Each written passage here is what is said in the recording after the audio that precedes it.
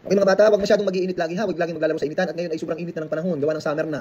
Saka laging iinom ng tubig.